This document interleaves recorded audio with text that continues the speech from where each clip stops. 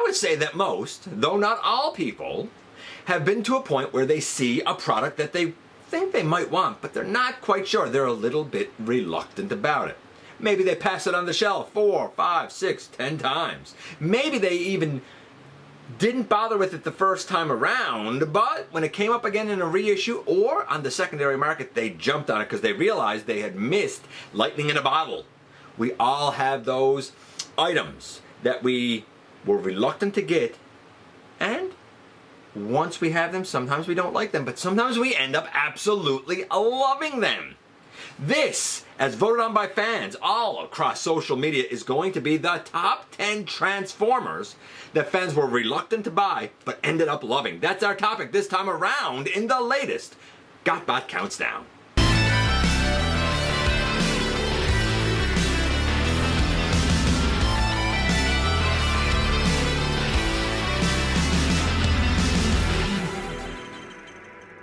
Welcome to Monday, welcome to Countdown Day, and welcome back to the channel. I'm your host, your most humble of hosts, Dennis Moulton, aka GotBot. As always, please like, comment, share, of course, subscribe, and while you're at it, light them up, baby. Hit that notification bell, please, as it helps me out a ton, and it will let you know when content of all sorts goes up here on the channel. Check out Machinery of Man, The Everything Factor, all the groups that I'm either a mod or an admin for, as well as all of my social media links. All of that is in the description down below. Also in the description down below, and if you're in a position to help the channel to grow, you can use the donate link. Check us out on Patreon, see what we have to offer to you through Spring, or of course hit the join button at any given time and become a channel member. I want to give a caveat here very, very quickly. A handful of people, 5, 6, or 7 of them, voted, or tried to vote, that they regret nothing. They love everything, all of it.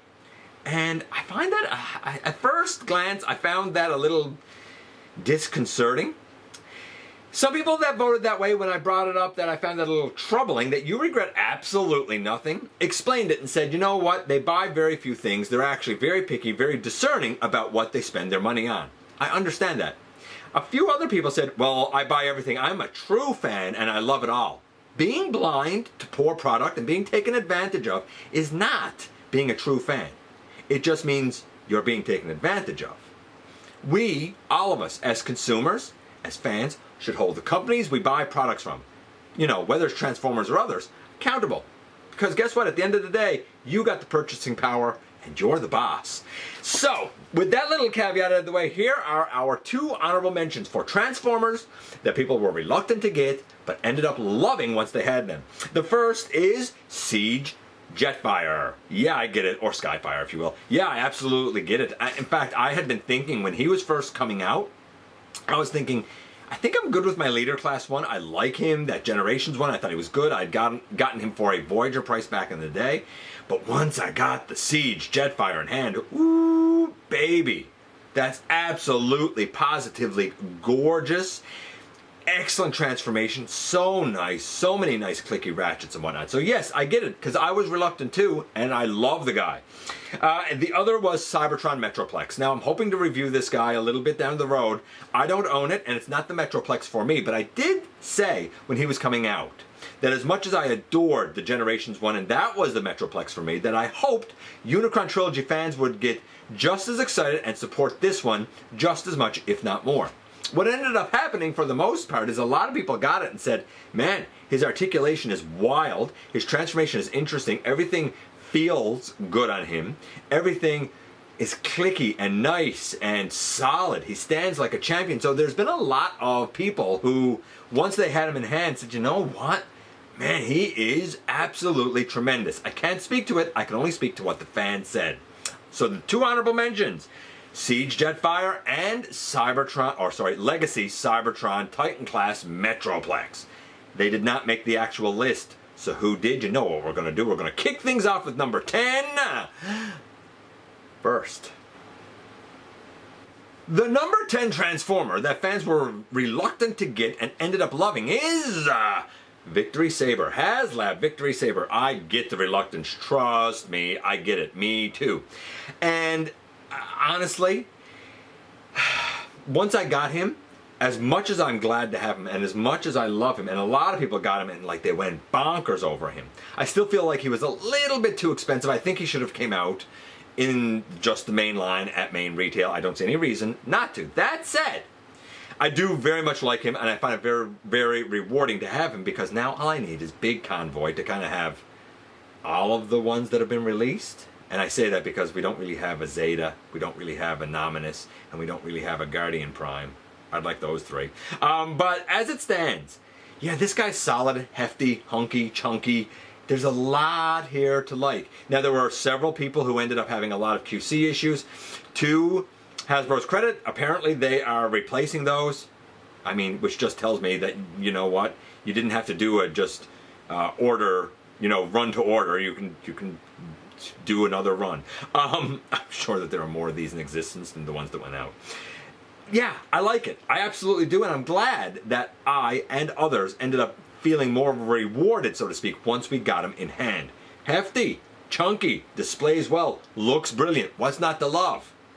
I understand the reluctance, I understand the love, and that's why Victory Saber takes the number 10 slot. Man, oh man, 9 is another one that the fans nailed, because I too was reluctant for Earthrise Skylinks. I had the Combiner Wars Voyager, which, to its credit, is a fine Skylinks, honestly. And if you want to do the Skyring Combiner, cool. It doesn't split in two, but you know what? It was serving me just fine as Skylinks, and it has appeared in Universal Collision. I wasn't sure about this guy, but once I saw him and got him, I realized, oh man, there's something real special here. He does split in two. He can be the Micromaster, technically a version of that Micromaster rocket base. He has a ton of articulation. A lot of people note that the wings are loose. Mine aren't really too bad. Not as bad as what some people's are. The paint, the heft, 3 times the mass of a leader class. Almost 1,000 grams of plastic here. Solid, hunky, chunky, yes. I did not expect to enjoy him as much as I do, but when you get him in hand and you have that tactile sensation and you realize how solid and chunky and hefty he really is, all of the love of design shines through. All of the love of the colors shine through. Reluctant? Yes. Fell in love with him? Yes. And that's why Skylinks, for me and for others, takes the number 9 slot. Number 8 is one that surprised me a little bit, because I was never for 1 second reluctant to get this. It is the Legacy Leo Prime, or Lio Convoy if you will. I've always wanted a version of Lio Convoy. I enjoyed Beast Wars 2nd. I liked him as a character, to be honest with you. This version is pretty darn animation accurate. For a long time I thought about kind of trying to get the Legends version that's based on the Titan's Return Alpha Trion, but I didn't bother to do it because I was waiting for something a little more animation accurate. The original was a bit too big for my scale and taste, and I was concerned about the gold, and I felt like the lion was quite limited in its movement, in kind of a crouching stance it always felt like to me, but he is great looking. Then we had the one that was, I think it might have been a Target exclusive. It's okay, but its articulation was very limited. I liked the Titan's Return one, but again, as good as that was, and a lot of people know that Titan's Return Alpha Trion mold and didn't really like it, as much as I enjoyed that, I realized it's not really Lio Convoy, is it? Then there was like the, maybe BotCon one that had a Cybertronium mode, which is really just the Generations Orion Pax truck. I don't know. I mean, again, I saw that and I was like, it's not really Lio Convoy though, right? This is what I was waiting for. I did add pupils. I think they should have been there to begin with. The only thing that I was concerned about, and fans said that this is what made them reluctant, is the chunk here and the chunk here. How much was that, along with what's on the forearms, going to be a massive hindrance to arm articulation? A lot of people said I waited until I saw some reviews and then I picked them up, because lo and behold, it was showing that these pieces on the arms move around, these can fold back out of the way to give you really unrestricted access to the shoulder. Gorgeous, gorgeous, bright, vibrant, white, yellow, blue, and red. All of the chest and head all painted. What's not to love, with interesting engineering that leads to a really rewarding transformation. This guy is one that when I reviewed him I said, I think a lot of people are going to pass him over because they're not familiar with the character, and what a shame, because he's an absolute diamond in the rough. Fans feel the same way enough that he was able to take the number 8 slot. Now number 7 comes to us from a portion of the franchise that I never ever enjoyed, never ever liked, and I wasn't going to get this, and you know what, I broke down and said, well, give it a chance, and I ended up loving it. I'm talking about the Legacy Velocitron Speedia 500 Voyager class Override. A lot of people said, look, the original is great, and the original is great. In fact, I reviewed a version of it thanks to Maximal 10. When this version came out, I said, looks interesting. I don't know if I need it, to be honest with you. I don't know if it's for me, but boy, oh boy, she's a tremendous offering. Love her vehicle mode, love the transformation, a ton of paint on her, like really a ton of paint. No hollowness, a lot of articulation if I didn't already say it. You know what? Everything about this is something to love. The only thing missing would be the Cyberplanet key that would, by rights, work back here in that blaster piece, which can also go on her back. I'm not a Unicron Trilogy guy in the least, and even I can say, and I said it in the review, don't pass her over. She's a ton of fun. She is a absolute joy of a Transformer, and I'm pretty sure that she made my best of 2022. And if you're only getting her in 2023, she would probably make your best of 2023. Yeah, Override. She's fantastic. Fans felt the same way enough that she was able to take the number 7 slot. And now we are at number 6. And number 6 is a version of a character that I don't actually have, though I did think about it. I was reluctant. I've missed it. I don't have it. Might have to revisit it because it's this guy. That's right, it is the Studio Series Cheetor. Didn't get it. I looked at it and I thought the robot looks fantastic. I think the cat looks acceptable for sure. I feel like Cheetor's biggest problem, other than his original release in like 96 or 97 or whenever it was, I feel like the updates that they tried to do with the Classics line, the update they tried to do in Kingdom and Netflix, I think the problem was that doing it as a deluxe, while I think that is the accurate size to use, I think they over-engineered it and made it too complicated and really thinned the plastic out to the point that they are terrible. Difficult to stand, break if you look at them the wrong way. I think that doing it this way allowed for more robust plastic to be used. He looks great in both modes. Struggle for me to call it Cheetor, but he looks really great in both modes. I hear the articulation is tremendous. I hear the transformation is great. I can't say any more than that because I don't know the mold. I've never seen a review. I know nothing about it. I always figured that it was probably pretty good because I know that seeing it in package, it looks awesome. If it functions as good as it looks, then hey, it makes perfect sense. Fans feel that way enough that he was able to take the number 6 slot. Can you smell it? A hush has fallen over the crowd. It's in the air because we're at the ever-popular, ever-coveted halfway mark. And at the halfway mark, we go Titanic with Generations, or Selects, I should say, Black Zarak. Now, this is the head of Black Zarak, of course.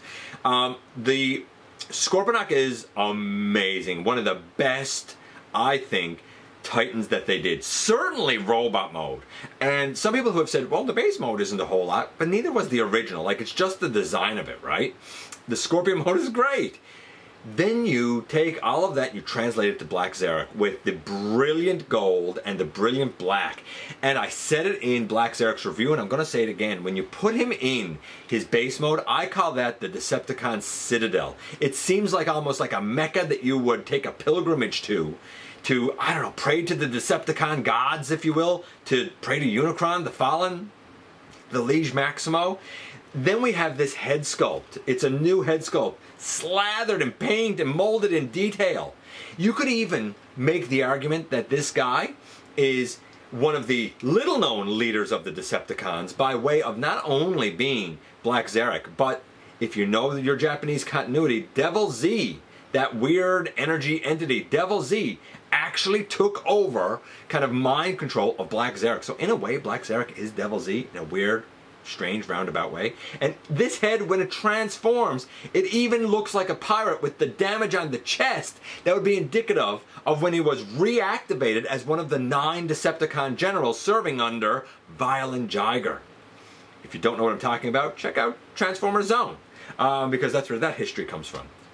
Glorious, glorious reuse, proper reuse of the fantastic Titan Scorponok. Black Zarek.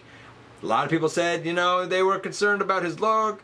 They were concerned if GPS was still a thing, though it's not. I understand the concerns, but once they had him in hand and took him out, pictures and video do not do this guy 1 ounce of justice. He is spectacular. Enough that fans felt he deserved to come in on this list at the number 5 slot.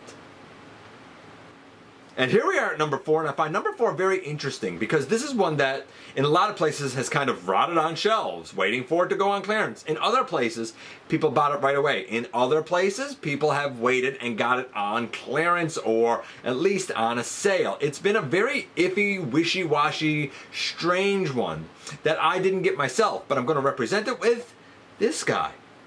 What am I talking about? I'm talking about Coronation Starscream. This is just the mainline Earthrise one. The Coronation Starscream, people that bought it said, look, I appreciated and enjoyed the open hands more, though I think they should have also given him a wrist swivel. But most people that bought the Coronation said, I like the crown, I like the shoulder pieces, didn't care for the cape. Some have done like their own cape by getting fabric and putting wire in it. But the thing that a lot of people are sold on, and the thing that a lot of people that bought this on sale said, was, I wanted the throne. I wanted that chair. And once it went on sale to about like a Voyager price, you know what?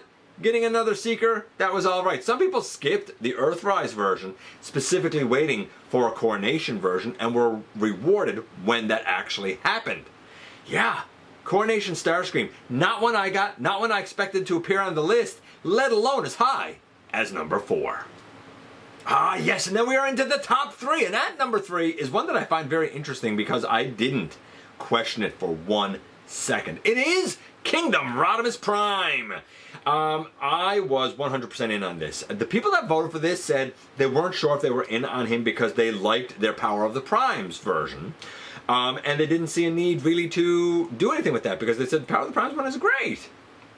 I detested the Power of the Primes one. So as soon as I had it, I never really wanted it, and I wanted something better. Other people said that they were kind of in for this, but when they saw the face, they said they didn't like the face because it looked too old and weathered. Some people said the vehicle mode is good, but the trailer is way oversized from what it should be. Or the cab section isn't going back as far as it should. There were a lot of strange little gripes that I understand. For me, I immediately saw it and said, you know what?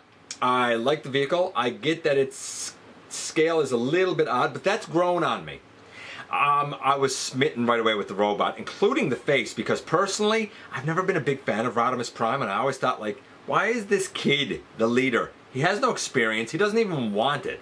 But this feels and looks like a leader to me. Yeah, he's seen some stuff. He's done some things. He has the experience. He has the fortitude. I would follow this guy into battle any day of the week because he elicits that in me. So while I didn't understand the reluctance, I sure understand the love. Now the fans have explained their reluctance. Yeah, I get it. By the way, there is a mod custom going around that I've seen, and you can look it up yourself, where this head has been removed and the Power of the Prime's head has been put in its place. Actually, I think it's the Hot Rod head has been put in its place. That looks pretty good if you want a little more of a G1-y head sculpt on your Kingdom Rodimus Prime. Yeah, some people weren't sure about this guy as a Kingdom, as a Commander class release, but once they had him in hand, ooh baby, there's a lot more here to love than not. And Rodimus Prime easily took the number 3 slot.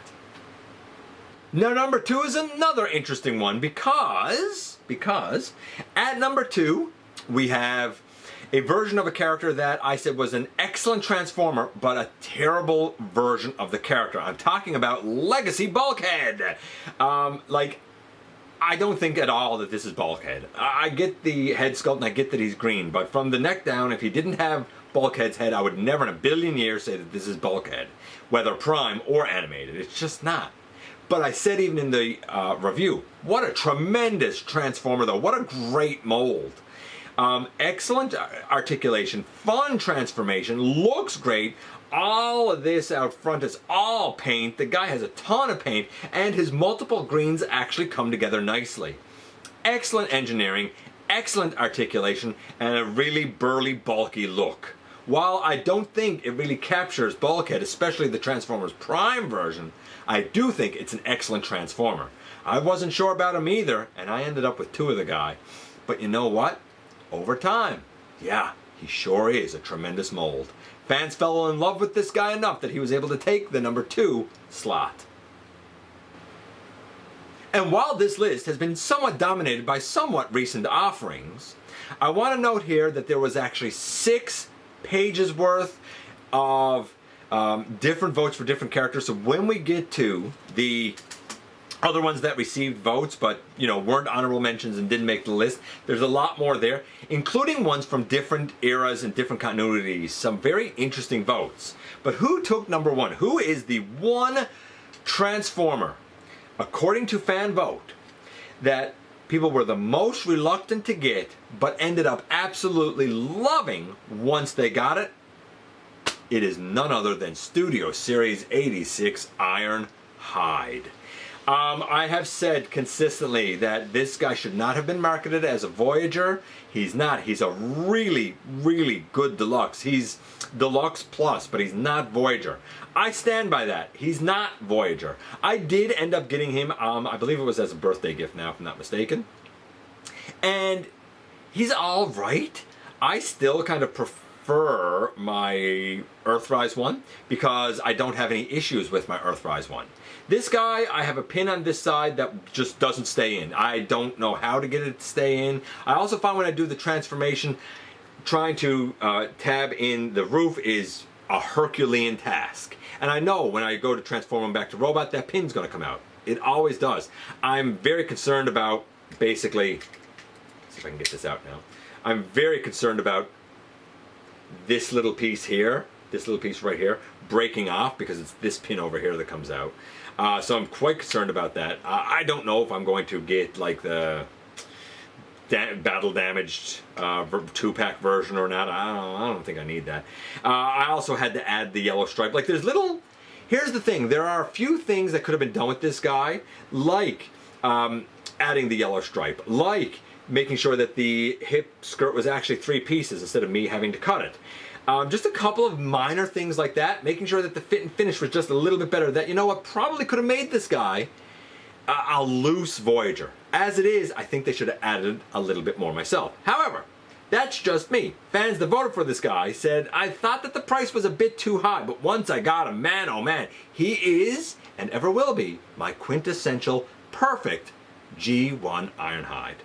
I understand the argument for it. So did enough fans that 86 Ironhide from Studio Series was able to take the number 1 slot.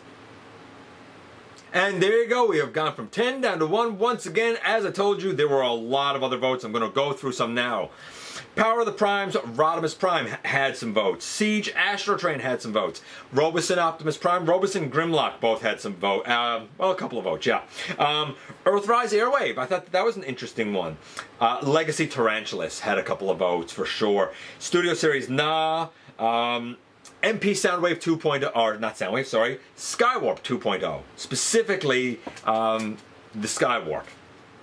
Revenge of the Fallen, Brawn, that's a good one. I think it was Hunt for the Decepticon Sea Spray, that's a good one. Titans Return Overlord. Reveal the Shield Lugnut, I thought was going to appear on this. Siege Optimus Prime, Buzzworthy Silver Streak. Power of the Primes, Predaking had some votes. Rise of the Beasts, Freezer had some votes. DevCon, a couple of different BotBots had some votes. RID 2001 Landfill had some votes. ROTF Optimus Prime, yeah, I get that. That Revenge of the Fallen Leader Class Optimus Prime is pretty great. Drift, Cyberverse, Thunderhowl, Velocitron, Burnout. The RED line, Prime RC. The RED Prime RC. Earthspark Optimus Prime had some. Legacy Night Prowler. Action Master Prowl. Action Master Prowl, like, come on, that's a great one. 86 Jazz, the new Needle Nose, Transformers Prime, War Breakdown. What a great one there. Reflector, Studio Series Slag, the Little Legacy Core version of Slug, Snapdragon, Trigger Happy, both from the War for Cybertron line. I think both were, no. One was Titan's Return. Trigger Happy was Titan's Return. Snapdragon was Earthrise, if I'm not mistaken. The Generation Skybite, the Select Super Megatron. Man, he's so good. That Super Megatron is so, so good. G1 Metroplex, the Core Class Megatron, the Kingdom, Warpath, Siege Hound, Unite Warriors Computron, Unite Warriors Bruticus, Combiner Wars Ultra Magnus. Someone just said gears, but they didn't specify what gears. MPM Bumblebee. I didn't like MPM Bumblebee. MP Ultra Magnus. Iron Factory Tarn. Gamer Optimus Prime, Gamer Bumblebee, Hot Link. Revenge of the Fallen Devastator, the one that was just the vehicles that went combined. YOLO Park Optimus Prime. Golly, who else here? G1 Hot Rod, Dark Side Megatron, I don't really know that one. Kingdom Tigatron, the Golden Disc repaint of Tigatron, the Last Night Megatron, Kingdom Rat Trap, Thrilling 30, Tankor. A lot of people still don't like that one. I love that Tankor, that little deluxe Tankor. I thought it was great. MP Jetfire, or Skyfire if you will, Legacy Skyquake, the Titans Return 6-Shot, Siege 8-Face is another one, Core Class, Kingdom Legacy Soundwave, Titans Return, the Voyager Optimus Prime, the one that was used for Octane. Right, the triple changer Voyager one. Legacy Point Blank, Unite Warriors Baldigus. Yes, that was an excellent one. The Legacy Blitzwing, Legacy Turn, Selects Nightbird. I don't get that one. What a terrible mold. Studio Series Jetfire. I don't know. Let's throw in Scrap Hook, Studio Series Foam, the Velocitron Speedia 500 version of Scourge, and the Studio Series KSI Sentry, that and so many more. Man, the fans came out in droves for this one. A lot of them, real diamonds in the rough. Might be worth going back and revisiting, see if you can find yourself a good deal. Did your favorites make the list, the honorable mentions, or even got mentioned there in the very end? I appreciate you guys coming by, giving me some of your extremely valuable time. I do know how important it is to you. If you are in a position to help the channel to grow, you can use the donate link. Check us out on Patreon, see what we have to offer to you through Spring, or of course, hit the join button at any given time and become a channel member. While you're at it, please hit the subscribe button. Stick around, man. Have some fun with us here on the channel. Don't forget that somehow, someway, each and every day, you right there, you do make a difference in the world. And I look forward to the next time that you and I get together to have another visit, either in the live streams on Thursday nights, at the stop motion premieres, or the old-fashioned way right here inside the videos.